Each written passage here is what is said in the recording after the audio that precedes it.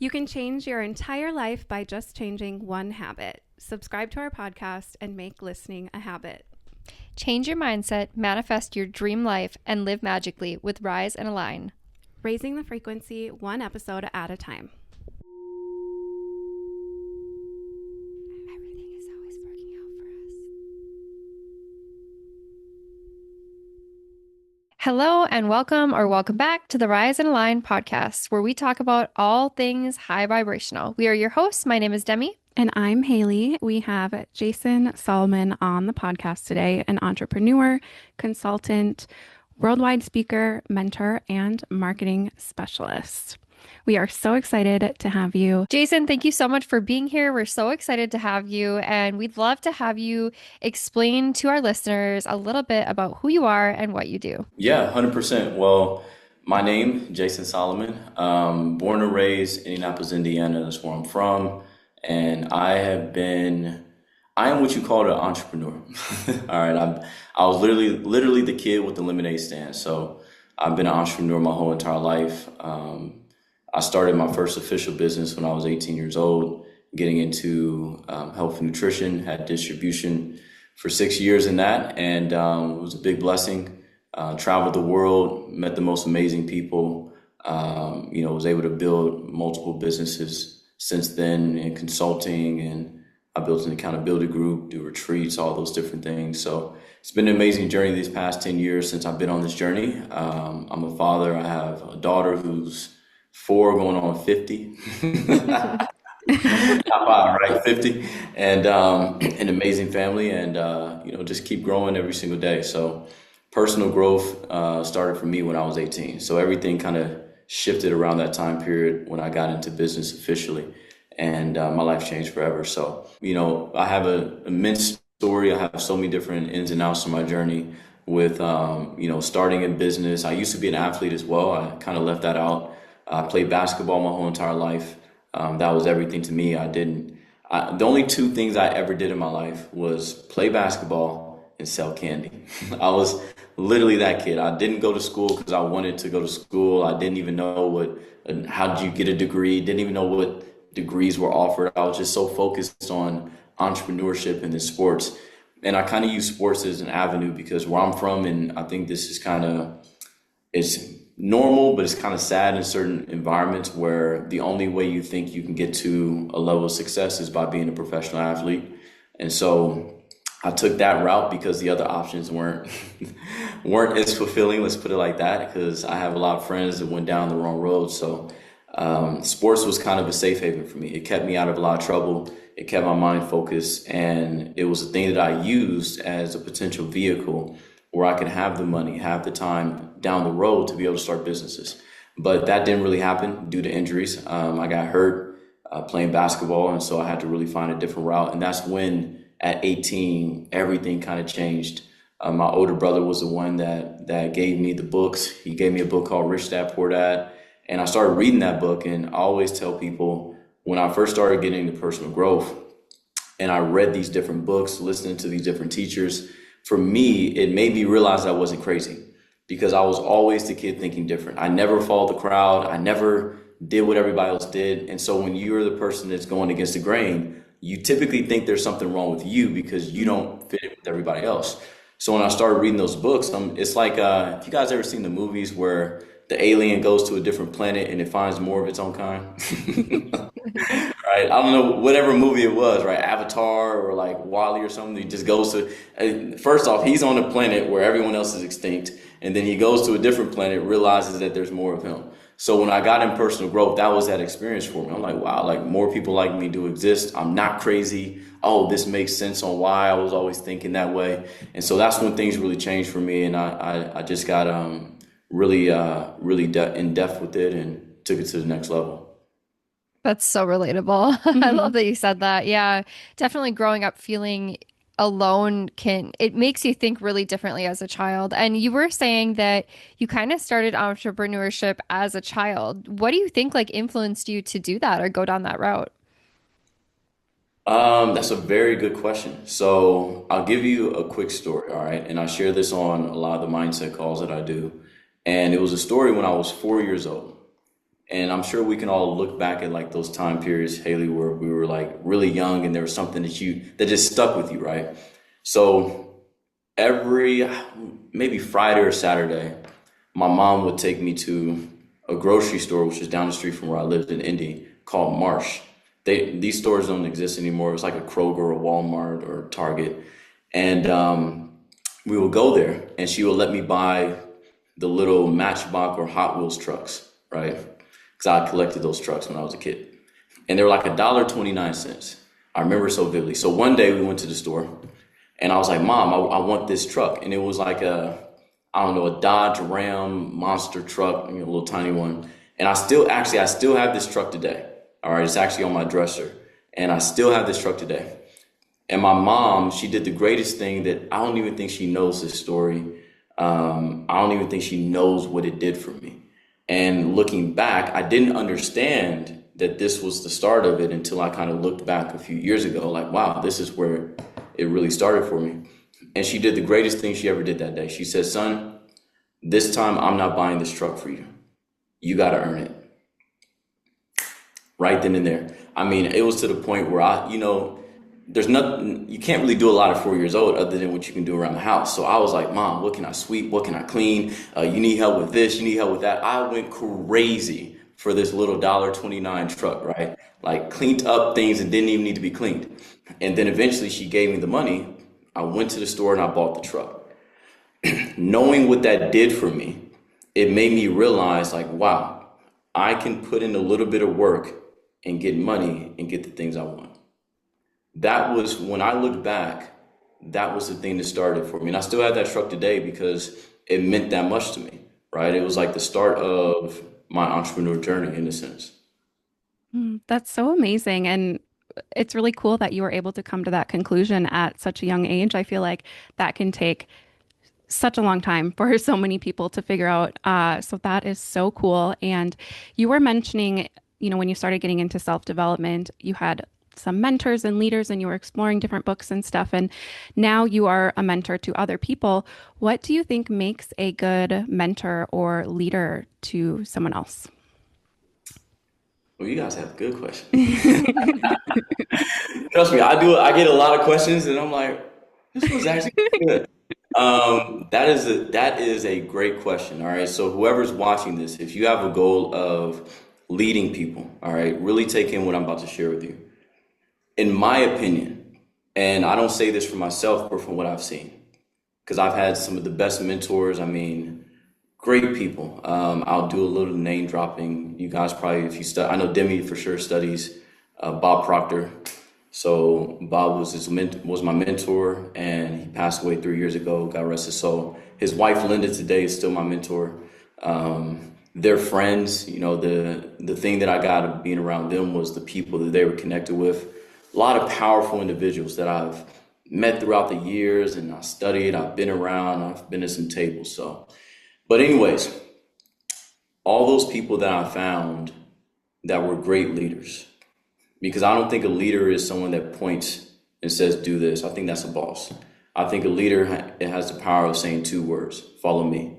And if you read and I'm not the most religious person at all, so I try to bypass that because I have so many different beliefs of people that I work with. But if you read the Bible, the two powerful words Jesus ever said was follow me, right?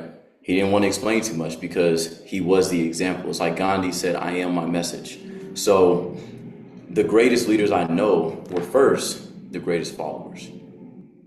In order to be a good leader, you have to be a good follower because whatever you put out comes back. So if you want people to follow you, I think it was John Maxwell that said, if you call yourself a leader and you're walking and no one's following, then you're just taking a stroll. He said you're not a leader. So a leader is someone that has followers, right? Or duplicants, or as they say, disciples, people that duplicate your work. Well, in order for you to have that, first you must be that, right? I'm big on the universal laws. Whatever you put out comes back. So the greatest leaders I know are always the greatest followers. They're always the ones that the greatest students. And I remember that was something that I believe it was a podcast with Lewis Howes. If you guys know who Lewis Howes is, great podcaster. Anyways, kind of like a Jay Shetty, those guys, And he had Bob on there, and I was listening to it. And he asked Bob, like, how would you want to be remembered when you're gone? And Bob's response was so powerful. He said, I would love to be remembered as a great student. This is a man that's impacted billions of lives, and he's still saying, I want to be a great student. So that shows you where leadership comes from being a great student. Wow, that's so good. Yeah, I that was love a it. great answer. So you talked a little bit about where you come from, where you grew up, and kind of, how it was where you were from. And you've also talked about, sitting at some really powerful tables. I think a lot of people have a subconscious belief that maybe where they come from, or if they're male or female, or what color their skin is going to hold them back or affect the way that they are capable of creating their own reality. Do you have an opinion or a perspective on that? Like, do you think that one person has more or less ability to create the reality that they desire? No, I think people just have different levels of awareness and experiences. So another great question. Thank you. I didn't think I was going to have to think today. Um, I think everybody has an equal potential, but I think I don't know. It's very interesting. So when I got on in personal growth, and I'm sitting at some of these tables that I've been around, and it's just incredible experiences. Um, I remember sitting there a lot of times thinking like, why me? Like me? Really? Why me? Why am I here? Like, and when I hope you all have these experiences if you hadn't had them already, but it's a very humbling thing because you know that you're not really fully worthy of being in certain places when you are. And I had those experiences all the time. I'm like, why am I here? Why am I at these people's home? Like, why are they calling me? And all people they could call, they called me, right? So yeah, I dealt with that a lot because I didn't understand why. I don't, even looking back, I don't know why I was always thinking different. I Mhm. don't know why I was 13 years old and I was playing basketball, but I'm up here Googling Kobe Bryant's net worth. What businesses did LeBron own? I'm 13, 12 years old. Like, go play video games, bro. It's like, what am I doing? And I don't know. I have no clue why, when I was going to school, the only thing I could think about was calculating how much candy I'm going to earn from sales I'm going to make from buying these Arizona cans, going to Walgreens, CVS. I don't know. Had no clue. So I do think there is something, a higher power in a sense, taps on your shoulder a little bit.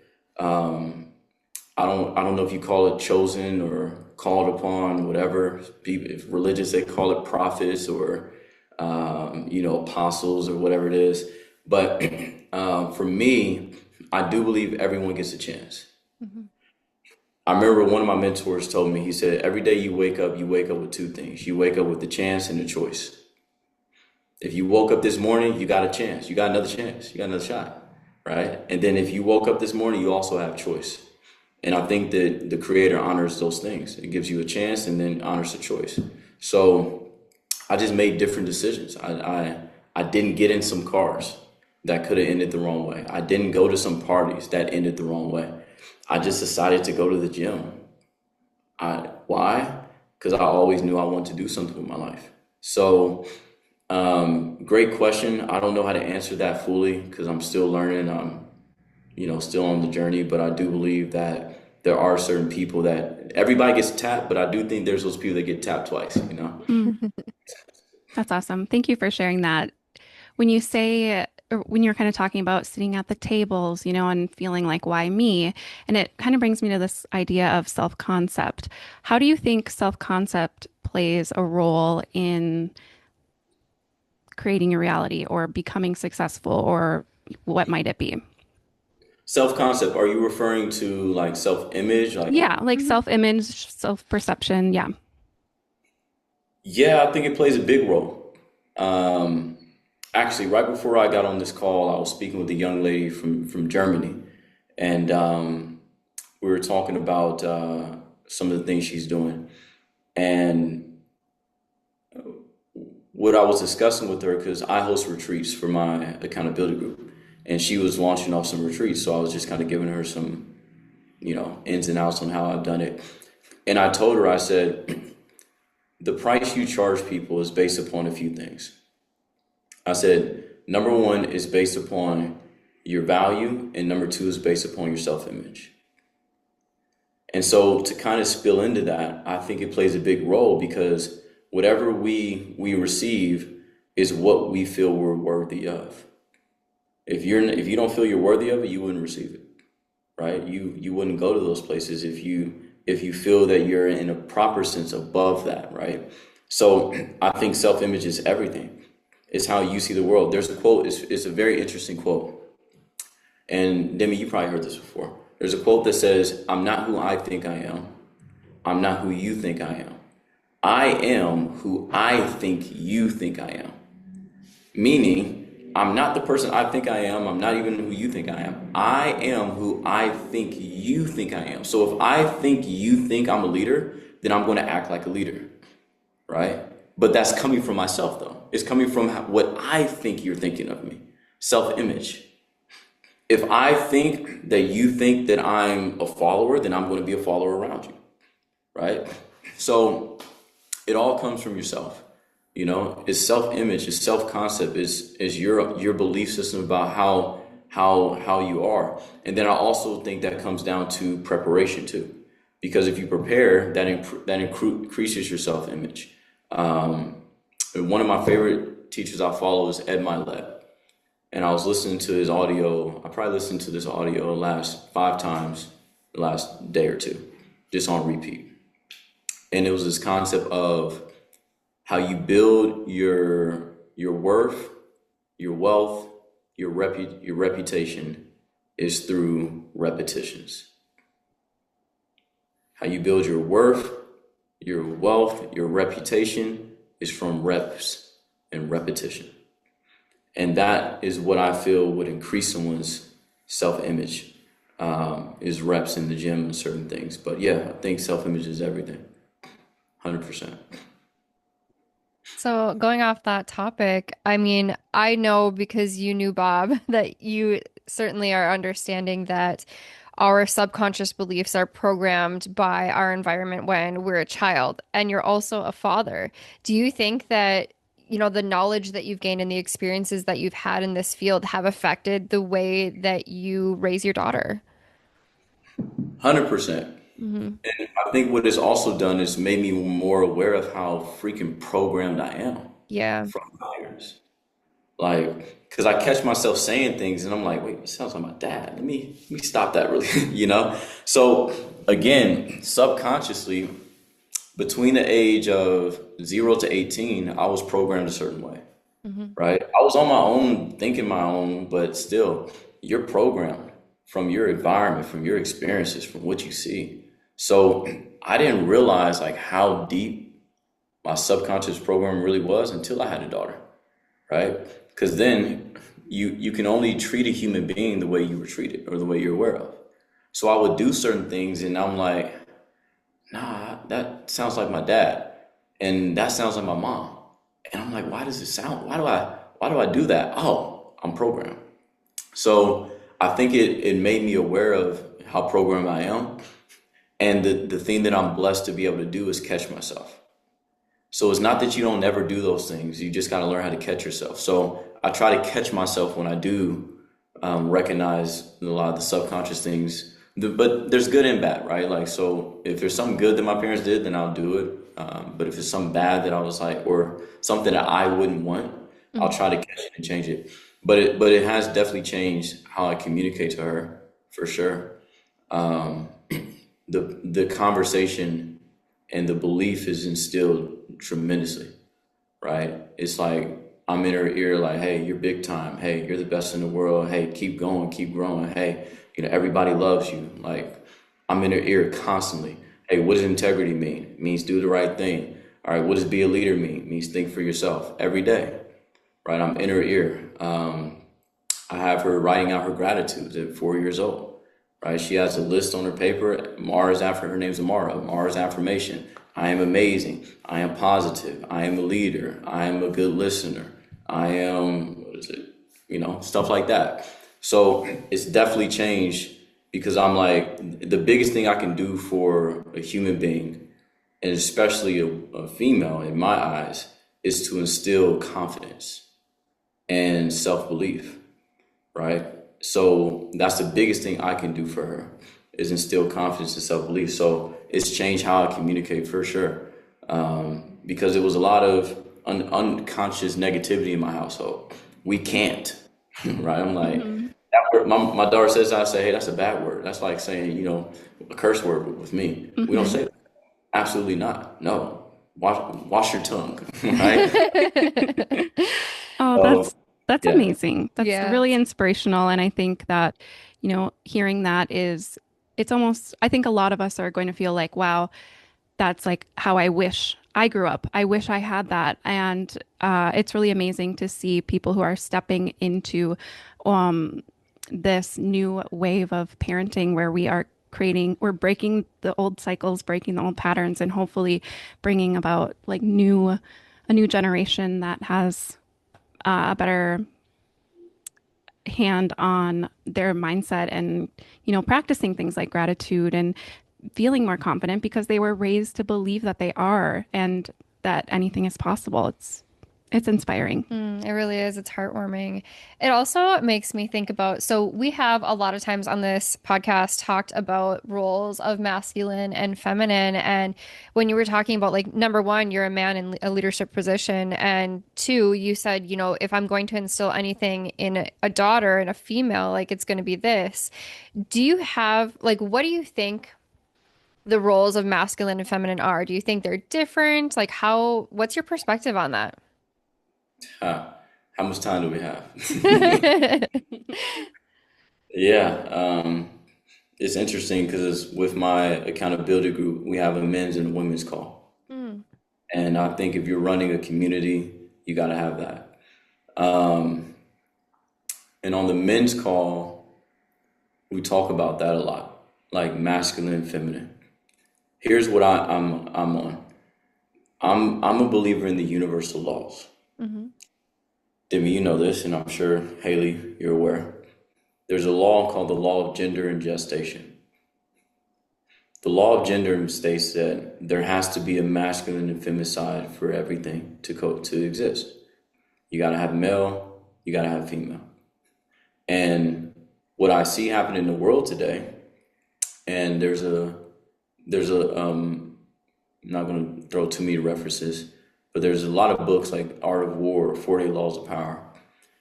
And if you read those books, they're like militant type of how to take over, this territory.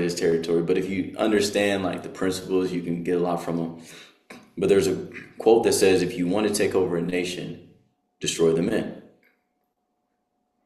It's very simple. Like I watch a lot of history shows about Roman Empire, the Valhalla Vikings, I really study those times and periods from the structural standpoint. And if they took over a city, the thing they had to do was destroy the men. Women and the children, it's easy to take them once you get rid of the men. So what's happening in the world today, I'm not going to go into like conspiracy stuff, but the men are becoming weak. It's very obvious. Masculinity is being watered down. And it's people are unaware of what's going on. They're unaware of what's taking place. But it is being watered down. The masculine side, we have more beta men than alpha men, for sure. And so I think that we have to become aware of that. And the only way you're going to become aware of it is study history. What was the roles of a man, right? The man's job was to be the hunter, right? It was to be out there hunting, not to be sitting on the couch getting fat, right? You got to be out there hunting. Men and women are physically built different, which means there's a different design about you for sure, right? We don't have broad shoulders and chest and arms for a reason or for no reason. There's a reason why we were designed this way. And so I always say, if you want to get the best usage out of a tool, you have to understand why the creator created the tool. If you don't know the purpose of a hammer, you could try to screw something in with a hammer if you don't understand why it was designed. So you got to understand why men were designed and why women were designed, and the fact that you need both to coexist. That's why, like, I know I don't really care about people's opinions, and I like to challenge people's beliefs, and I don't really care what people do. You know, you're grown, live your life. But this is why, if we're going to live, it can never work where there is a man with a man and a woman with a woman, because you instantly kill creation. Like, one of my favorite books Bob had me studying was called The Power of Awareness by Neville Goddard. You all should get that book. Very, very, very powerful book. But in that sense of creation, it talks about the difference between, it explains what sin means, right? Like committing a sin. I used to think as a kid, like sinning was like cussing at your mom, right? You're a sinner, you know, you cuss at your mom, you're sinning, right? In reality, what sin means is very simple. It means going against the laws, going against God's laws. So sin means the transgression of the law, but righteousness means to follow the laws that are in place, not human laws, God's laws. So what are the laws? The natural laws of the universe. So if you destroy masculinity, you're actually breaking the law, and you're transgressing it, going against it. So there has to be masculine and feminine, and both need to know the roles. It's very confusing nowadays if people are so caught up in social media. They're caught up in every trend that's going on in the world today. But the world is eventually is going to come back around. I mean, you know, it's a law. So it's like gravity. If people don't believe in gravity, that's fine. Jump off a building. It works. So eventually the laws are going to always come back into play, and people are going to realize, you know, what the truth is. So I can go into a rabbit hole. I won't go into a rabbit hole. No, that's like one of those moments where we were talking about earlier, like, I'm not crazy. Other people think this Yeah, way yeah. too, you know? And I think it's interesting in society today, even subtly, like women have kind of pivoted to a way that almost helps perpetuate this idea of like beta males, because even something as simple as like, no, I can hold my own door. That's like a subtle thing in society that's just like kind of perpetuating this idea, and kind of not, they're not aligning with what I think is their true nature or how the feminine should be. So that's super interesting. And I love that you were shared that with us. Yeah, definitely. I love that perspective. I feel like we are almost being taught as a society like we don't need each other. And I mean, Hmm. that also goes against the laws of the universe. I mean, in quantum physics, we know that we are quite literally all connected. And that, I mean, psychology studies that humans need other human connection. Like, that's just a lie. We do need each other, you know? And I do definitely believe, because of the law of polarity, that men and women have different roles, you know? What would you define the role of masculinity as? Do you have like a definition for that or concept? Mm, how would I define it? For me, I think it's a word: integrity. Mm. Doing what you say you're going to do, first and foremost. To me, that's the start of it. Because if you can't hold your word, you can't hold water. Louder. So it's real. It's real. Yeah. And I think everybody's had a challenge with that. Like, there's been some things I've said that I'm like, damn it, did I really have to say that? Because now I got to hold my word with it. And in this life, you'll realize that that's really all you have is your word. Hmm. At the end of the day, if you don't hold your word, if you don't do what you say you're going to do, the more I start to understand that concept, here's what happened.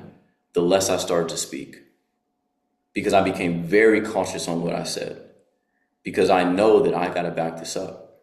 And that's one thing I do with my daughter is, I was telling this to my mom. I said, the one thing I try to do with her is make my yeses and my no's my no's. And I understand the importance of that, because if I say, for example, if I'm like, yeah, we can go to the park, right? And I forget that I tell her, she's like, Daddy, can we go to the park now? And I'm like, "Ah, nah, well, let's do it tomorrow." Now she's going to start to realize that I'm not reliable. Hmm. It's going to start a whole string of things, right? She's going to lose her faith in men. She's going to lose her belief in what they say, right? And then that's going to cause her to become more masculine in a sense.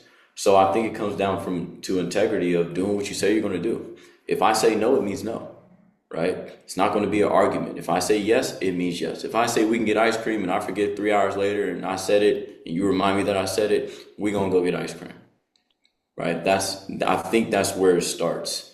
The definition, I think it can be turned in so many different ways. And I think that also stems from people's belief systems, but I think it starts with being a man of your word. Like, if you say you're going to be on the freaking Zoom, be on the Zoom. If you're not going to make it, tell the person you ain't going to make it before the Zoom. But I think that's where it starts. That's what I've seen. The powerful men in my life. That's what I've seen first. Them holding their word. That's, again, amazing answer. I love to hear it. How do you view men as being like the protector and provider? Because I feel like that's kind of what some people would want in a man, or like women would look for in a man. But also, I think that that's been getting kind of not as popular in society today. But I'm just curious, like, what your perspective is on that. It's a very interesting topic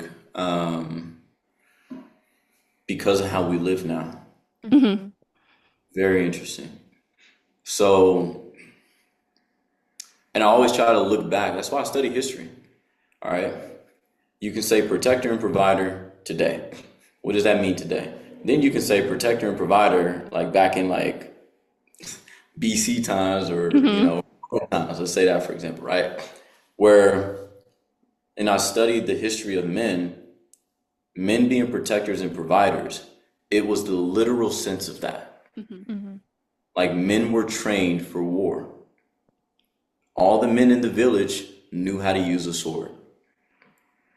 You were literally trained to kill. Like, you literally had to know how to use a sword. Everyone knew how to use a sword or use a weapon or use their hands or whatever it was for the men. And the providers mean they literally went out to hunt. Whatever it was, they went out to hunt. So the men were those two things. Nowadays, if you think about what protection really means and what providing really means, well, you got a grocery store. You can go to the grocery store. You got ADT or whatever the little device is on your phone where you can check your home. Everyone has a gun. Everyone can use one. So I think it's very interesting now when we say that. We got to look at what it really means now. I think protecting and providing more so comes from a financial side more than anything, because money can solve a lot of problems. But I also think women have to be open to that too. Hmm. I don't think that because of how it is now, I don't think we're not, okay, let's take it back 1950, 1940. The man worked, the woman raised the kids, right? So typically, if you were in sales, I learned this from Bob, if you're selling, you couldn't go to the home during the day, you had to sell at night. Why? Because the woman's there. She had no power. She had no say. She didn't have the money. The man did. So you had to wait till he got back home to start selling. So time changes, inflation rises, things shift, right? Technology comes. So technology actually has kind of deteriorated masculinity from an actual physical sense, because men used to have to literally move things and shift things.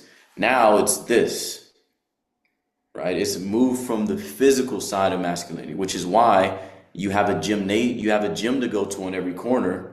Because I believe that's why I tell all the men, get in the gym, because if you don't release that energy, it's going to turn into something else. Because we used to physically have to do things to naturally. There was no gym back in Roman times. You were in shape because you literally lived on the move. You had to move things. So because of how things have changed with technology and inflation, right? And I'm not saying that there's like a higher power that's doing this to make men less than others. But as an entrepreneur, I'd rather have a robot than 100 men. I don't have to pay the robot. I got to pay for the repairs. I don't have to pay the 100 men. So if I'm running a business from a business standpoint, it makes sense. But what it does to people, I think, is the thing that we weren't aware of, right? What was happening? Industrial revolution. Now you got factories. Now you don't need as many men, right? So what happens to them? Where do they go? If all you knew was physical labor, if all you knew of those things, what do you do now, right? So what I see is the playing field to earn money is becoming more equal for men and women. Because back then it used to be based upon your muscles. Now it's based upon this, and there's women that are smarter than men, obviously. So I think it's very interesting to say. It's very interesting. Do I discourage women from making money? No, hell no. I think everyone should earn income. I don't think money is a masculine or feminine thing. I think it's energy. I think if you know how to provide a service and people want to pay you for your service, you deserve to get paid, right? I believe that that is the case of masculine and feminine, but it's so interesting because of how we live nowadays. People don't really recognize that what was needed back in the day isn't as necessary today because of, and I guess it's just living in America. You can go to some third world countries and it really is like that. But being in America,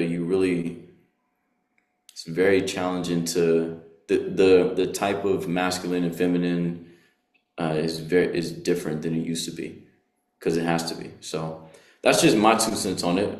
But that's why I study history because it's a very interesting thing. Yeah, it is really interesting. I think the dynamics change the magnetism within a relationship too. I mean, that's my personal perspective, but I feel like if a woman is raising the kids and the breadwinner, right, doing absolutely everything, and the man is just kind of like a lazy, not a leadership type, not an alpha, not going after like what the family actually needs, like not providing that, it's such a turnoff. I actually just watched this movie with Anne Hathaway, and I forget what it's called, but it was a true story. The woman started an online business for clothing, right? She became really successful really fast. And her husband decided to quit his job and just be a stay-at-home dad because she was working so much. And it totally ruined the relationship. Like it ruined the dynamics within the relationship. And I think just because men in the past, I don't know if it's like an ancestral feeling or something, have been like strong and leaders and providers. Like women want that, but because of everything that's been changing in the world, it's so much more rare now. And I think it's Yeah, affecting relationships a ton. 100%. Men have to hunt. I can't Mhm. speak for women, right? I haven't been one. But men, we have to hunt. You have to be out there. Like Mhm. one thing my mentor told me was so real, and this wasn't Bob, it was another guy. He said, "Your children need to see your back hit the door." He said your kids sometimes your kids don't miss you enough nowadays, and it was very real when he was explaining this because he said he was talking about how now you do have a lot of stay-at-home dads, Mhm. and they're being watered down because they're always around, right? No, they don't miss them anymore, right? They don't want to see dad anymore because he's there. And if you're not in a masculine role, building something, growing something, developing something, being useful, then you're useless. It's really simple. So, and I feel that's more of a for a man thing than a woman thing because yeah, you never seen, I guess, a woman take a man home from the club, right? You've seen men take women home. You've seen men do that for women, but you rarely will see women just like, hey, get in my car.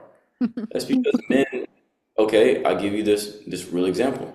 That's because men hold value and their value is in a limited space. Women hold much more value than men. Much more value than men. Y'all, you made us. So your value is greater than a man's value is in a limited space. It's a very limited space where his value is. But if he's in that space, he's very valuable. But if he's not in that space, no one's gonna pick you up off the street. Like no matter how good or you smell or how good you look, no woman's gonna be like, hey, hop in my car. It's not gonna happen like that. So if a man is not in that space, then he is not becoming valuable or useful. He actually becomes more of a burden and useless. So that kind of relates to what you're saying, 100%. Mhm. Like when I do my men's calls, I mean, there's a few things I tell them in. I'm like, first off, get in shape. get in shape, build your body. I'm big on that. Like if I have people that work for me or work with me, and if you're a man, you better have a six pack. Why? So you have a six? No, because first off, you need to build yourself. You need to release that energy that you have built up. Because if you don't, then you're going to release it on porn. Then you're going to release it on video games. Then you're going to try to find dopamine in different places. And we're not as physical as we used to be. We're not always outside moving things anymore. Get in the gym. Number two, have some type of dream. What's your dream? What's your vision? It's looking at it from a historical place. And I even talked about this, which is very deep. And it will cause a lot of arguments and conversations. So, but again, I don't care about opinions. So I always let people have, I start the argument, I let them finish it. So if you look back at in history from a sense of men working, and you can even say it's like biblical, but the Bible's very metaphorical, right? So it's a lot of stories in there that didn't really happen, but are stories. But if you look at the stories and how they try to relate it to things, it makes a lot of sense.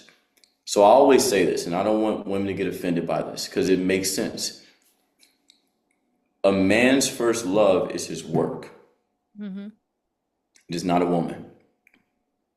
Some women, they want to probably cut my neck after that. I'm sorry.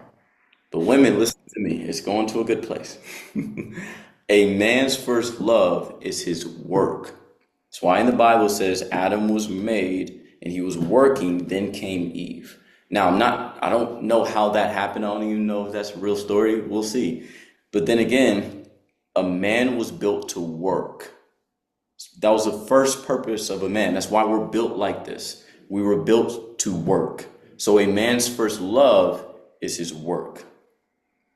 A woman's first love is a man. And if you understand the dynamic of that, there's a real powerful thing to that. So a man's first love is his work, but he won't be fulfilled if he completes his work and doesn't have a woman to share it with. Make sense? Yeah. So if a man is not doing his work, he can have the finest woman in the world. There will be confusion. There will be frustration. There will be, I don't know why I'm feeling like this. It's a very interesting dynamic, but that does show the man has to step first. It has to be building something. He's designed to do something. Then he can take the fruits of his labor and celebrate with a woman. Earl Nightingale talked about that when he was talking about enthusiasm. And he said a man will be happy with his work, but he won't be fulfilled until he shares it with the wife and his kids. So, and then that's where the fulfillment of a woman comes from, the family aspect, the nurturing aspect of that, of the man and the children in the household. So again, it's like, you got to understand why people were created, study history. I know there's a lot when it comes to how different cultures used to live, but it's very powerful to understand that. That really is. Thank you for sharing that. I've heard the quotes before about a man's first love is his work, and I feel personally that that is because, I mean, we're all God's children. We're sent here to create, right? But men, I believe, are here to create that stable environment that a woman can then create life in, right? And we see all those things about like men provide, say, the food, and then a woman makes it into a meal. A man provides a house and a woman makes it into a home. You know, a man might provide love and then the woman makes it into a child. You know, yeah. And it makes sense then too that women's first love would be the man because it is like our natural instinct to then create life in that safe environment that the man provides. 100%. Yeah. And it's just the order of nature. Mm-hmm. It really Nature. is. I love studying nature. I tell people all the time, like, watch Animal Planet. So just go watch Discovery Channel for a week. Like, get off of people stuff. Like, watch nature. Watch lions. Like, I love lions. And I'm not saying a lion pride is the greatest example, but it's one of them. Mm-hmm. If you watch the pride of a lion and can understand the structure, because they have a structure. It's incredible how nature really works. You have the male lion and the female lion. And then you have the cubs. All right. Males are very dominant and territorial. the protectors.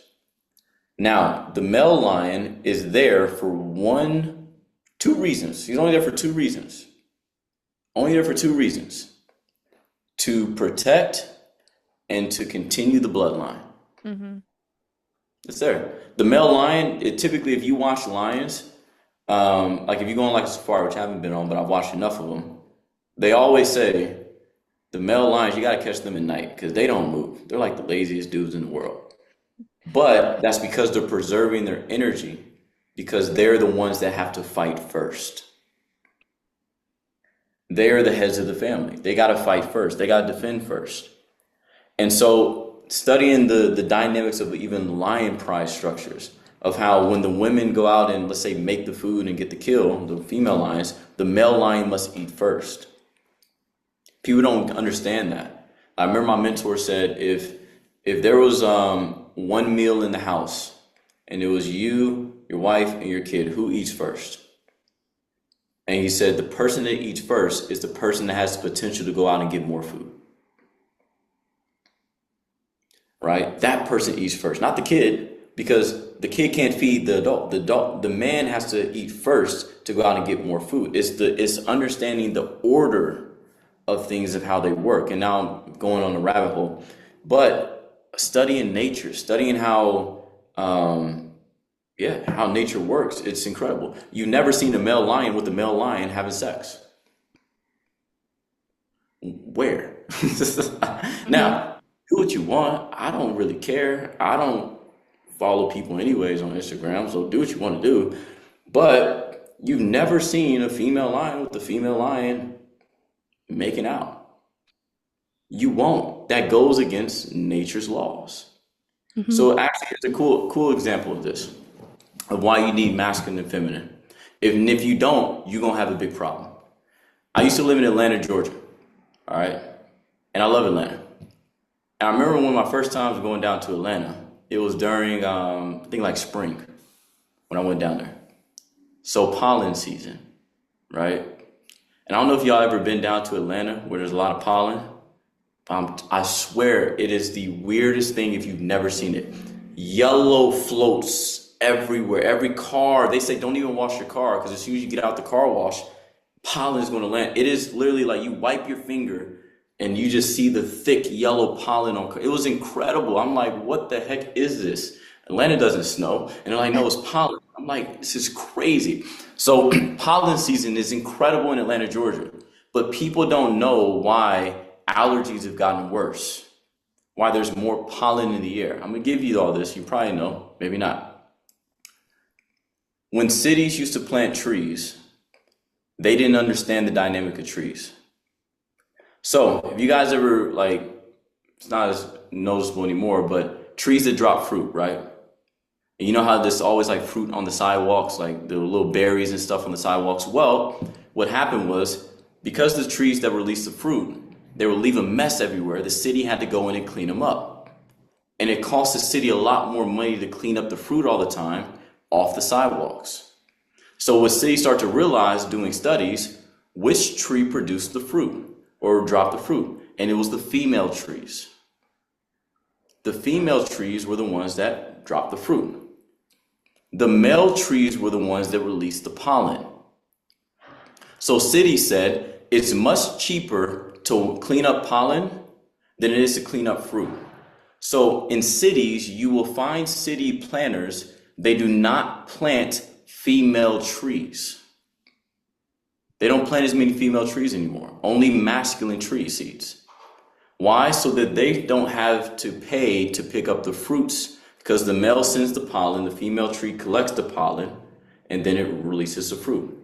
But when you don't have female trees anymore to collect the pollen, then the pollen has nowhere to go but up your nose. That's why sinuses are out of whack. That's why everybody gets sick now during spring, because you don't have any female trees. The male releases the pollen, aka sperm, but it doesn't have anywhere to go anymore. So now it just floats around in your nose. When you take out one aspect, you actually make it worse. So now people are paying more during I don't know what season you call it. Is it like flu season or whatever? Spring allergies, Claritin, drug companies make a lot of money during that time because you're going to be ha-chew, ha-chew. And you don't know why you're ha-chewing because you don't have any female trees. Yeah, the lack of That's polarity. interesting. Yeah. A lot of Yeah. balance. Yeah. Yeah. Gotta be balanced. There has to be. Yeah. While we're on this topic still, I am curious. So we kind of talked about how if a man isn't necessarily, if he doesn't have a purpose and he's not working to be the best person he can be and be the provider. Well, how do we feel about women who are extremely successful or in business who are working a lot or, you know, maybe their man is also a provider, but they're not making as much money as them or they're working more than their partner? Like, how do you think that that can impact the dynamic of a relationship? Could if you don't have a standard. If I think I always tell people I'm not a relationship coach, but Just in I terms of like the masculine and feminine energies, like if we're kind of here's like, what well, I'll the say. man should, If you got a beta male, hell yeah, because he's insecure. yeah. Mhm. You got an insecure man, for sure. But if the man's secure in himself, then a lot of those challenges wouldn't. If she makes more, it's like cool, more money to invest. Let me see where we can put it. Let's figure out what to do with it. So I think if you have an insecure man, 100%, 100%. Valid. I know some relationships. Like you guys ever heard the women's female group Escape, like the music group, No, I don't think so. the R&B group. No, you no. probably know. Hmm. Yeah, all right. It's like TLC. It was during that time. Anyways, very successful female group. If you listen to the music, you'll know. You'll know who they are. My friend, who I played basketball with, Jay Biv, his mom was the lead singer in that group when I went to Atlanta. And his dad, Rocky, and his mom were married. Letitia, I think her name's Letitia. Anyways, at that time period, they're like TLC big, like big time, traveling with Destiny's Child, doing all that stuff, right? Anyways, she was extremely successful, right? Extremely successful, the breadwinner. But Rocky is very masculine. So in a sense, he played a role almost like a bodyguard for her. So when she went in boardrooms, he was there because she's getting the money, but hey, I'm sitting here, so you're not gonna, do any wrong deals with her. Hmm. She went into the arena, he was right there. Get out the way, move, move, move. And they have an extremely successful relationship. Hmm. She was the dominant, from what I know, probably the dominant breadwinner. So I think if you have a beta male, for sure. And if you guys don't know what a beta male is, I'm not gonna say that. We won't use the English word for that. But you have a weak man, in a sense, then that's where the problem I think lies. Right? If you have someone that's insecure with themselves, like if I know who I am, I don't care how much money you make. Cool, better for us. Like, hey, you make the most money, I'll protect you, right? I'll be your bodyguard. I'll make sure that when you go in these rooms, you don't get in the room with the shark and then the shark, pushes you over. I'll be there with you. There's a lot of those relationships that are out there. I'll tell you another one. Look at ASAP Rocky and Rihanna. She makes way more money than him. She's a Hmm. billionaire. But he's the dude, get out the way, move, move, put the camera up. That's him. Yeah. So do you see how that dynamic can work? Because Yeah. let's say the woman unintentionally comes up with a bib for a baby, and it was just like the most crazy. She was knitting one day and then put it online. Hey girls, this is what I got. And then a company reaches out saying, hey, can we give you $3 million for your IP for you creating this bib? And she just gets boom, $3 million. That happens a lot. Hmm. It's not as rare as people think. So for someone to get more money than the other, that doesn't mean that it has to be one is more masculine than the Hmm. other. Mhm. It doesn't mean that because pockets change. Po- Pockets do change. You're not always going to be up. You're not always going to be down. There's a lot of times where I'm sure that Beyonce probably does earn more some days than Jay-Z. And Jay-Z may earn more the other day than Beyonce. I'm sure that they have that dynamic going on, but Jay-Z is the guy, get out the way, move, put the camera up, Mm-hmm. right? Still that masculine figure. So that's my take on that. That's so true. Those are great examples. Thank you Yeah. so much. I love that. And I mean, I do agree that money is an energy. And I like that you said, I'm going to find out where we should invest this, right? To make even more for us. I think a lot of people, like, especially if they're a beta male, think like, oh, I'm just like useless now. And they don't, like, a male still has a role. The money doesn't determine that, you know? So I loved your answer. But switching gears a No, bit. that gives direction too. Like that is more like, hey, all right, we're gonna go here. Yeah. Let's do that. Yeah. So, but go ahead. I'm sorry. Yeah, no, you're good. No, I agree. Yeah, it's still a leadership role, you know, regardless of the money aspect. But you are very young and successful and doing, you know, talks all over the world and retreats. And I'm really curious, like, how did you get into that? Or if somebody wanted to get into that, where do they start? With retreats, Hmm. very. Yeah, I started doing.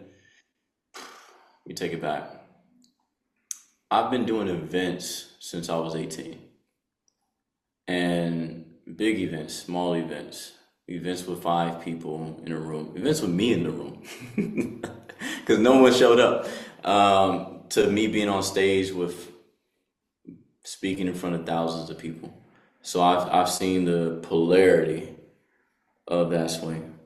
And the events that I used to do, the bigger ones were more of me kind of being asked to speak, right? Hey, Jason, can you speak at this event? So it wasn't anything I was like putting on all the time. A lot of them were, hey, we want you to speak here. Hey, can you speak here? I'm like, yeah, cool. I don't look at myself as a speaker at all because I know the difference between a public speaker and a teacher. I want to be more of a teacher than just speaking and talking. But I started doing the retreats. It's very interesting. So when I created my accountability group called Self Mastery, I started doing that about 2 years ago. And I did it because I was in a unique place. I was in a position that we'll all will get to where you know what to do, but you're not doing what you know. I was in that coming out of COVID, right? I had a COVID hangover. Literally and figuratively, right? Like COVID hangover. COVID time was interesting. I mean, and during COVID, I was very blessed because before that, I had built up a business. I was making, I'm not going to financial disclaimer, 1,000, 2,000 a week residually. I had money coming in at 23 at that time, and I was online business, so I was in the house and didn't have to do anything. So you fall into habits, right? And one of the habit was just, I don't know, just couldn't do anything, couldn't spend my money anywhere. So let's just go get food. Let's get a bottle of wine every night. Fell into those habits. Not in the gym every day, sitting down on the computer, on the phone, doing calls. And as soon as I get done with the call, I'm like, where are we gonna go? Can't go anywhere. All right, let's order some food. So falling into that routine, it was challenging to break it. So in 2022, I'm like, man, I got to do something. And it was also around the time that Bob passed, so that was a very interesting time too. I hope people don't lose a mentor, but when you do, it's very unique how things transfer or translate from that. I was just stuck, and so I was like, I need some accountability. So I called a friend of mine. I was like, hey, bro, give me some ideas. And this was the person, and it's interesting. The people I was calling during this time period were not my mentors. They were people that looked up to me as a mentor. So it was very interesting. When I was in the slump, I wasn't calling my mentors. I was calling other people that actually would call me for advice. I say, hey, bro, like, you know me, man. Like, this isn't me. What would you say? Like, what have you seen? Because I wanted to see what they saw, right? And so he was like, man, I think, dude, you know what to do, man. You just probably just missing some accountability. So that's it. So I created an accountability group called Self Mastery, where we have, just daily accountability, daily check-in, very militant, You got to get it done every day. 5 things, 5 non-negotiables. And then one of the things when I created that group, I said, all right, I said, if I'm going to do this, I want to impact people in different ways. I want to impact people with their environment, with their health, with their finances, time, what else? Mindset, and then travel. And so with the group, we were able to help people with different areas like that. But then I said in the beginning, again, holding my word, I created a video introduction for that group where it says we're also going to help people travel more. So me always thinking, am I doing what I said I'm going to do? Am I doing what I said I'm going to do? 2 years later, am I doing what I said I'm going to do? I said, we got to add a travel element. So that's when I said, I want to do retreats. But I don't just want to do regular events, because I've been to the events, the seminars, the paradigm shifts, great information. You take the best, leave the rest, right? Take what you like from it, move what you don't like. And I remember I heard Bob say one day, he said, son, if you can find a way to do something better, do it better. So I looked at all the events that I used to go to. I found out what I liked about them, and I found out what I didn't like about them. What I did like about the events was the information, the people you met, the energies off the freaking chain. Like if you haven't been to a Tony Robbins event, go. If you haven't been to a John Maxwell event, like go. I just got back from one like 2 weeks ago. If you haven't been to Mind Valley with Vishen or Jay Shetty, or go. Like events are crazy. So I love the energy. I love the networking. I love the event after the event, where after the event, the little small gatherings we would have, the dinners, the walk and talks, those things that were more powerful to me than the actual event.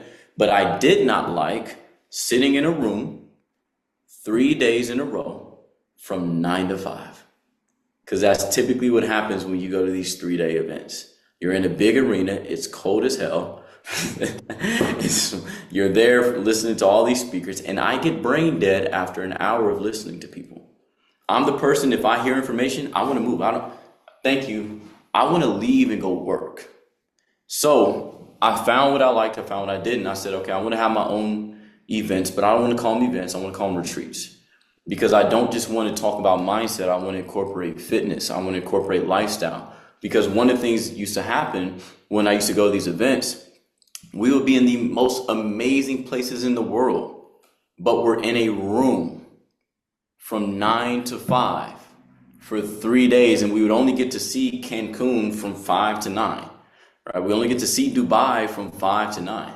We'd only get to see the Czech Republic from 5 to 9. So I didn't experience the places I traveled to. I didn't experience Germany when I went there. I didn't experience Ireland when I went there. I didn't experience Amsterdam when I went there. I didn't experience these places when I went there.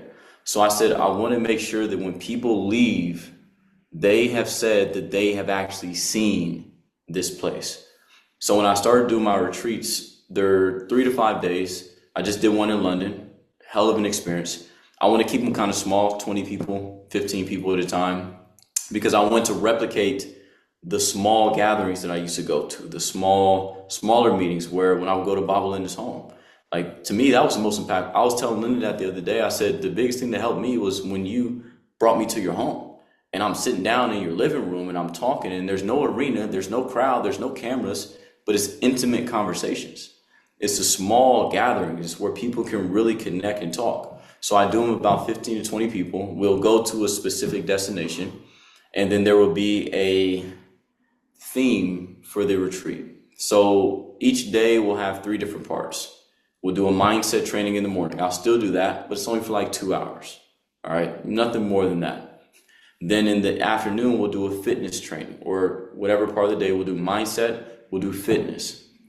All right, going to these events, be very honest with you. Every time I left an event, I was hungover on the plane. You wanna know why? You haven't seen your friends in like 5 years. What's up, man? After the event, you're not studying, you're partying. You're like, bro, I haven't seen you forever, man. Let's go to the bar. Let's go talk. We're talking paradigms, but we're drinking too. And so you get on the plane, you're hungover, you're hurt. And I've never left an event in better shape. It was always in worse shape. It's like people going on cruises, right? They gain 15 pounds. So I said, I want people when they leave this retreat to feel better than when they came. And I want them lastly to have an experience wherever they go. So in London, for example, we did mindset, we did fitness, and we did kind of a luxury experience each evening in the city of London. Mindset trainings, I didn't book out an event room. I had my hotel suite and we were doing trainings up there. Intimate replication of the things that we did. Awesome information. People that come, entrepreneurs, people that are into personal growth, people that are in my accountability group, etc. Then we did our fitness section in the middle of the day. The first day we did a bike tour around the city of London. I wanted people to see the city, go to the different landmarks, also get a workout in, get outside, let the blood flow. Then the next day we did a gym experience called VXR, which was it's a gym on the top floor in London. You see a panoramic view of the city. And I had a personal trainer train us for about 45 minutes to an hour that second day. Then the third day we did a walk and talk where we walked around the city. So people got to see the city. They got to experience London, for example, versus just being and walking by Big Ben, taking a photo, going back in the room. And then the evenings we went on dinners. I took them to the luxury areas of London, experiences, all that stuff. So those are the retreats that I have. It's really cool. I'm very blessed to be able to put those on.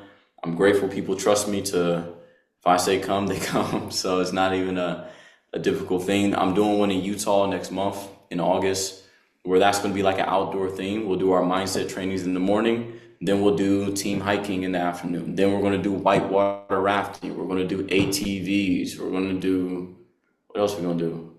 We're going to Mount Zion National Park. And then the evenings, we're going to go dinners. We'll do some networking in the city, in Park City. So it's like, those retreats are very interesting. Last one is going to be in the south of France. It's going to be called the 100K retreat. I'm going to have 20 to 30 entrepreneurs most of them are going to kind of be newer entrepreneurs. So I can work with them that haven't yet to earn their first 100K as an entrepreneur. So why it's called the 100K retreat. I will have people that have done that, earned that, and millions there to train the people. We'll do 2 days in the south of France, 3 days in the south of France. And then we'll have different experiences. We'll go on a yacht. We'll do canoeing. I don't know, whatever you can do in the south of France. Go to Monaco. And also taking people out of their home. I got a passport in 2016 because Linda said, come to Toronto. Most people don't travel because they don't have a reason to travel. It's very simple. If I'm like, yo, Haley, let's go to Italy. Your first question is going to be, why? What's the reason? Maybe, I don't know, whatever your first question is. You're like, okay, when? We're both just coming. We're not the average maybe people. Not you, maybe not y'all, but most people, they're going to be like, why are we going, right? What's the reason for traveling? So I realize most people don't travel because they don't have a reason to. Like I was in Dubai, not because I just said I'm going to go to Dubai because I hadn't been out there. I was in Prague because I hadn't been out there. I was in Cancun because I hadn't been out there. So all these places I've been to is because I had a reason to go. So me doing these retreats, I want to give people a reason to see London, a reason to go to outdoors, a reason to go to France, a reason to go. I'm thinking about doing another one in Toronto, then Tokyo, Dubai. So I want to give people a reason to see the different places and have fun while they're doing it. Leave better than when they came. I mean, you sold me. I want to come. It sounds amazing. I will say too, like, France. France is the next one that's open. Like Utah is already in the books is next month, but France is next May 2026. it's my Yeah. birthday. Ladies are Um, invited. Yeah, no, that sounds amazing. And we do talk a lot about travel too. We both are avid travelers, and I feel like people, if they haven't experienced it, don't understand how much that a perspective shift like that can change your mindset and maybe even change your life with some of the things that you might experience in other places in the world. So that's incredible. I'm curious. So say you're like, I really want to host a retreat and you maybe decide where you want to do it, like London. Do you start planning the retreat first? Do you reach out to vendors? Like, how do you even start going about that? That's a very good question. When I do the retreat in the south of France, again, it's called the SM Self Mastery 100K retreat. The first day we'll do trainings with people, but the second day I'm going to do a training at the end. And the training is going to be to teach people how I made 100K off retreats. how I travel for free to luxury places with great people and earn income. I'm going to teach people there how, and I thought, I was like, where's the best place to teach people versus actually being there so I can like, hey, you see this right here? This is how we did it. You see that food over there? This is how we did. So I want to actually like show people while they're there how I'm doing what I'm doing. So if I was, let me not do the training now, but I'll break it down. So if I were going to start my own retreats, I had nowhere to start. First off, it's not as simple as someone like me would make it seem. The way that I would do it, okay, the biggest thing you have to have is influence. Mm-hmm. Why would people follow you? That's the biggest question you gotta ask yourself. Do people trust you? Because you're about to tell them to come halfway around the world, or it doesn't even have to be halfway around the world. You can rent an Airbnb in your town, but you're gonna have to you gotta get these people to take off time. I have to get people to put their to have their grandparents watch their kids, to call off work, to I've had people quit their jobs because they're like, dude, my boss is being an asshole. I'm about to quit. I'm coming. I'm like, so don't get me wrong. I've been for 10 years, I've built up my name, my reputation, and my influence. Okay. So don't compare your chapter 1 to somebody's chapter 10. That's step number 1. All right. I've been doing this for a while. They've seen me. I've shown up enough. I have enough reps in the gym. Okay. So that's step number 1. But if I were brand new, starting off, how I would do it, I would figure out, what do I want to do? What type of experiences do I want to have? Yours doesn't have to be a mindset retreat. It could be you just with a bunch of friends. And if I were just doing it with a bunch of friends, what I would do is I would create a group chat or reach out to 20 people saying, hey, I'm planning a trip for next year. I wouldn't do it for this year because you want to give yourself enough time to prepare. All of my retreats are booked 9 to 12 months in advance is when I let people know, 9 to 12 months in advance, because I don't want to hear the excuse, I don't have the money. I am like no excuses with me. So I give people enough time to figure out their excuses, right? So there's no, I couldn't find someone to watch my poodle. No, you got 9 months to figure out how to get that poodle in the shelter. So I give people enough time. So first off, give people enough time. Start at least a year in advance if you're going to do this. All right. What I would also do, I would contact those people and I would say, hey man, dude, I'm planning on having a awesome experience with 10 people in Cancun. And I'm going to be, setting up the whole experience. These are the people that I reached out to. So I'm sure you're in the same network as them. I wouldn't bring people that I knew that, didn't like each other unless it's for business, and business, you got to figure out how to work in that. But if it's casual, I would reach out to 20 people that are all mutual, right? Or 30 people that are all mutual. Hey, listen, I'm going to have a gathering and I'm going to organize a travel venture for us all. And I want to organize a travel venture next December where it's going to be under at least 3,000 total per person. I'm going to organize whatever you want to organize. You're going to be in charge of your flight, but I'm going to take care of the Airbnb, the room and the board, and everything like that. So I'm thinking like a business, all right? I'm always thinking, how can I make profit off of something? All right. Even nonprofits make profit. All right. So I'm always thinking the first rule of business is profit. So what I want to do when I say I'm going to find something that's under 3K, I'm going to factor in my profit and me looking for these things in that 3K, right? So I didn't tell them I'm going to earn from this. I don't have to tell you that, but I'm going to factor in me making profit within that 3K. I told you. So I'm probably going to find a venue, probably going to find the food. I'm probably going to find all the different activities we can do for about 2,500. So that means if I have 10 people that show up and they're expecting to pay 3,000 for this, and then everything that I find, I can even find some discounts, right? That makes it a little bit cheaper. Then, and I tell them 3,000 in advance and I'm going to book everything. Then 500 times 10 is $5,000 in profit you just earned. And you deserve to earn it if you're the one putting it together, right? So I do that as a business. I factor in all those different things. I factor in how much my flight would be. I factor in how much my hotel would be for my retreats. And then I set the ticket price not just based upon that. I base it upon my time that I'm going to invest into the people. I base it upon how much the activity is going to cost. And I do base it upon my flight, my room, my board. Since I'm the organizer, it's my IP, my intellectual property that I'm using to design this. I'm going to make sure that I get rewarded for me setting this up, right? And there's nothing wrong with that. So it's all about how you do it though. And people would be willing to invest into that, especially if you're transparent. So that's how I would start, right? I would gather up 10 friends. I would say, hey, dude, I'm going to organize a retreat for us or organize a gathering next year in Brazil. And it's going to be about 3,000 total. All right. Within that 3,000, it's going to include your hotel, it's going to include the food, it's going to include the activities and a few other things, whatever it is, right? And you let them know baseline is 3,000, but you got to take care of your flights.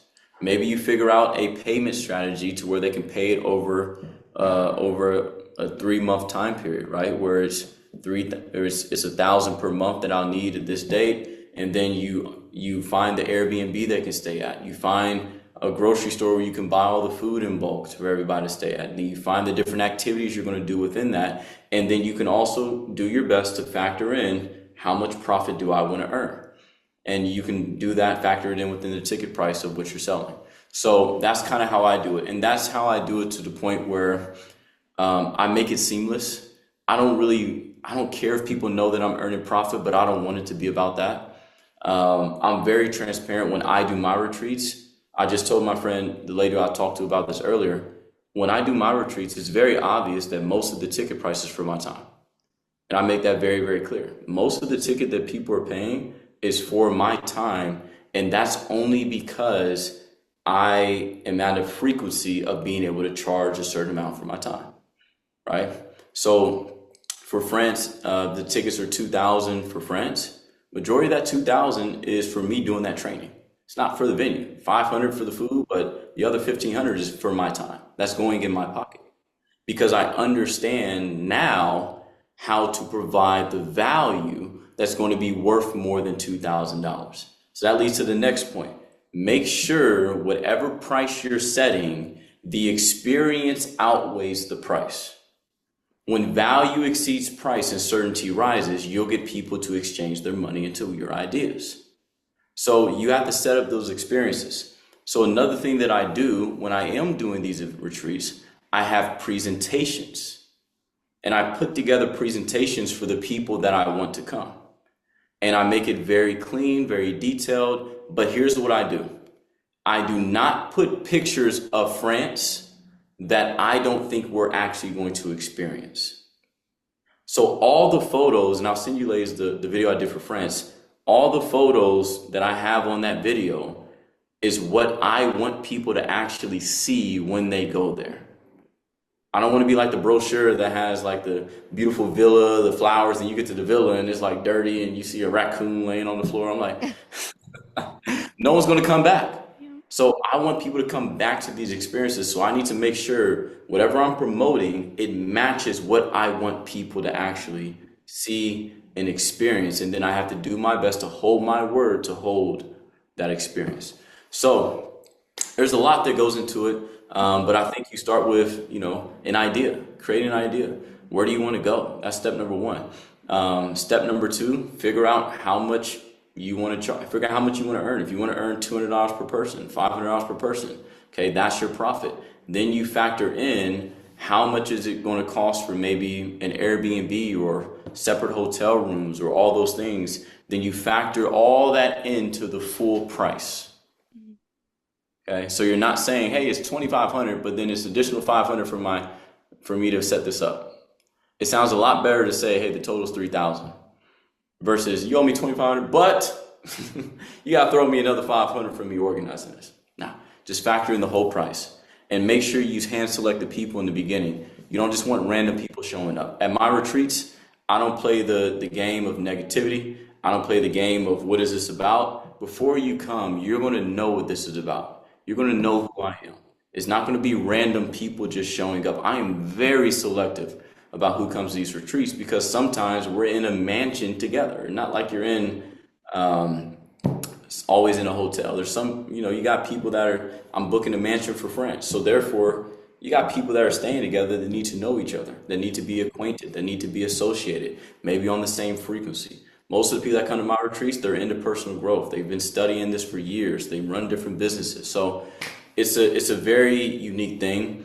There's a lot that goes into it, but I hope I kept it simple. Does that make sense? You did. That Yeah, was so so valuable. valuable. Yeah. Yeah. Thank you for being so willing and open and Yeah. sharing that with us. Hmm. That's really great. Yeah, that You was know what? You know why I'm so willing in sharing that? I'm sorry to cut your legs off. So the reason why I'm so open to even talk about like if I'm even earning from it, I'll tell you why.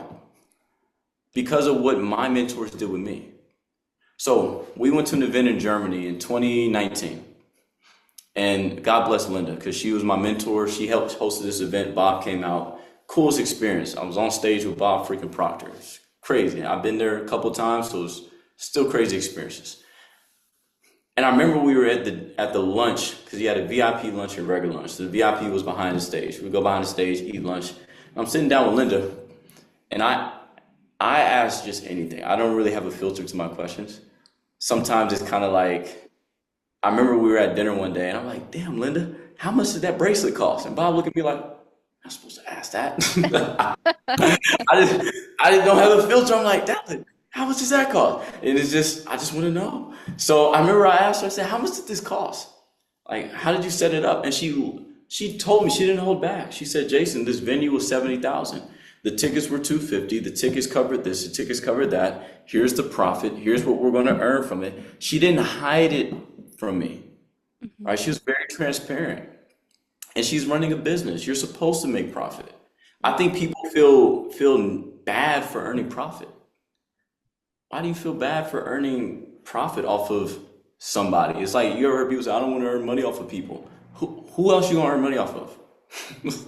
A dog? I mean, like, what are you gonna earn? People have the money. hmm So I have a different relationship with money. Like I really do. I literally walk around handing out money, dropping money on the ground. I literally do that stuff because I don't have a relationship with it like most people do. I release it. I'm like, hey, it's gonna come back. Give it away. Put it out. Money's a tool. So I'm open to sharing the details of it because I want people to also duplicate it. If Linda didn't teach me how she did events, I wouldn't be able to run these. hmm So I know for a fact people are going to be like, "Oh my God, I would love to do something like this." Well, how can I show you how to do what I'm doing if I hold back an important aspect of what I'm doing? I can't. An important aspect of hosting a retreat is your profit. Making sure that your plane ticket is factored in, making sure that your hotel is factored in, because you don't want to stress about it. You don't want to book everybody and be like, "Oh shit, I gotta book my own flight," right? Like, you don't want to stress about that. You're already stressing with 15 other people. So factoring in your experience as well, right? Making sure that you have just as good of a time, making sure that everything that you do is taken care of because you're taking care of 15 other people. You should have a free stay. You should. I travel for free on these retreats and I make profit. But I give people more value than they pay me, which makes it worth it.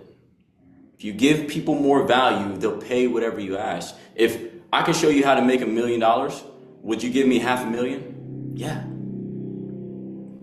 it's $500,000 profit, Hmm. right? So don't. That's what I try to get people to understand. Like, stop focusing on the amount. Focus on the value. If I know I can give you more value, I have no problem charging somebody $10,000 for 5 hours of my time. I have zero problem with that. Zero, because I know if you do what I tell you, you can make that 10,000 10 times over in the next 50 days if you wanted to, if you did what I told you, because I know the value. And that goes into the retreats as well. Know your value, know what you're presenting people. Yeah, that's 100% what it's about. I think Americans too are especially like weird about money. Like we, oh, taboo, don't talk about it, don't ask, but realistically, if you understand the way that money works, that it is an energy, that you are receiving your value, that, that's a direct correlation with how you feel about yourself, then what is there to hide? Like you can tell what you're saying, you're coming from the mindset of the understanding that there is abundance here for all of us. There, in fact, this is a world of infinite abundance. So you telling us how to do something isn't taking away from you. Just, if I make money, that doesn't mean you can't make money, like, but people have that weird kind of mindset thing going on around money where it's like there's a limit. Like, oh, you're gonna take a piece of my pie. Like, no, we can both have good pie. Enough pie. Yeah, yeah. Yeah. Thank you so much for sharing your wisdom and knowledge. We have thoroughly enjoyed this conversation. It's been so valuable to us, and I can't wait to share it with the world. Before we end this episode, is there anything else you'd like to share? Or, and also if you'd like to share where we could find some of your information, or if people want to join your retreats, if that's available? Yeah, just on my Instagram. So I'm very old school. I'm probably a little too old school. I have my team working on a website and all this stuff. So that's coming. That's coming. But for now, on Instagram, you guys can just reach out to me at underscore Jason S34. Message me there. My number, I don't hide. I mean, +1 317 432 9454. Or if you got WhatsApp or regular message, but just message me. Just let me know you watched this episode. But the only thing I can share is, and I have to leave with this, is you ladies are doing an amazing job. And I'll be very honest with you. I've done podcasts before where there's two hosts. The hosts don't sync. They don't click. The energy is like, eh. You can tell. Y'all are amazing. Y'all are fluid. You're on the same frequency. One's not overshadowing the other. The other's not overshadowing this person. Haley's not asking, like, well, how'd you make $1 million? And then she's not asking, well, let's talk about masculinity. It's on the same frequency. So I want to shout you ladies out for what you're doing. If you're watching this podcast, share it with a friend, and not just saying, well, because I'm on here. Go find their other old podcasts. Watch all of them. Share those with people. Get the word out there. That's the only way things are going to work. If you're a brand that you have on where you're looking for sponsorship, pay them to have them talk about your brand in the beginning of the podcast, because it's going to blow up. I study this. I listen to Ed Milet. He's like, our sponsor today is UpDesk. This desk I'm using right now, if you got a product or service, pay them to have them promote your brand. Seriously, 100,000%.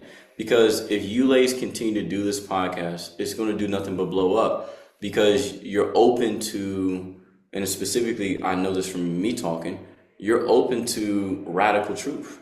You're open to transparency. You're open to challenging ideas. I share some things that probably could start some wars, especially in some households, right? I share some things that probably could start an inner home war. So the fact that you're open to these conversations, there has to be, like, it's only going to work. So keep working with the laws, and whatever I can do to help, let me know. Thank you so Yes, much. thank you. It's been amazing. Yeah. Such a blessing. I appreciate you, ladies. I'm going to hop off here now. And Awesome. congratulations, Haley and Demi. You're doing amazing, and I hope it brought value today. Thank Thank you. you so much. You absolutely did. Have a good day. We'll Bye for now. send you the episode when it's live and all that too. So Do it. I look forward to it. Thank Thank you. you.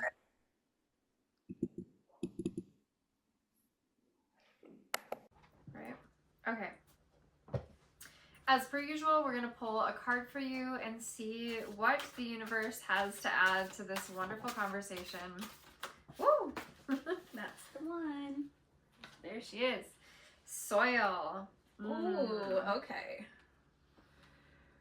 All right, so if you are watching the video, I'm going to hold up the card for you. Oh, is this not in alphabetical order? No, it's random. I don't know why. I was like, okay, R, S, This is what it looks like. So it says stability, simplicity. It has a picture of roots growing below the soil and then a plant growing above. So I have seeds, roots, leaves, like buds. I feel like It's soil gotta should be in around there. There it is. Yeah, it Okay. is. Okay, so, and this is from the Green Witches Oracle deck. Highly, highly recommend this. This is our new favorite. So the meaning of soil says, just because something is simple doesn't mean it's easy. Soil is a basic part of a garden, and it seems pretty straightforward, but there's a complicated community of microbes and a balance of minerals and elements required for it to successfully support life. It's easy to remember to tend to growing plants, but you also need to tend the health of the soil as well. It is the basis of your garden and provides stability and insulation, as well as a varied source of nutrients plants need to thrive. Soil is the ground under your feet, offering reassurance. The soil card reminds you that it's always there for you, but don't forget to check your connection to the foundation, and don't turn your back on the basics. Are you overcomplicating or overthinking something that's actually quite simple? Oh, Life so in general. good. Yeah. Mm-hmm. I also love the like always coming back to your foundation, the basics, like your core beliefs, like always coming back to your beliefs, because you can tend to the external, but if you're not coming back to or tending like what framework you are creating your reality with, like it blocks everything. It's really interesting too, because it is simple to, say create a retreat, host a retreat. I mean, it's a step-by-step process you could figure out.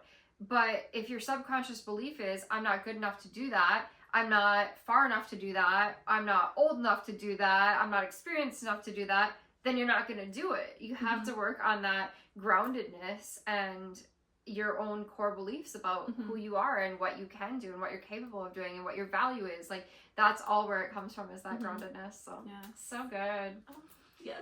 Thank you guys so much for being here. Jason, thank you as well for providing so much amazing wisdom. We had such a good time. We're so excited to continue raising the frequency with you guys. Thank you for being here and raising it with us. Be sure to like, comment, subscribe, all the things. And we can't wait to see you guys in the next episode. Love you. Bye.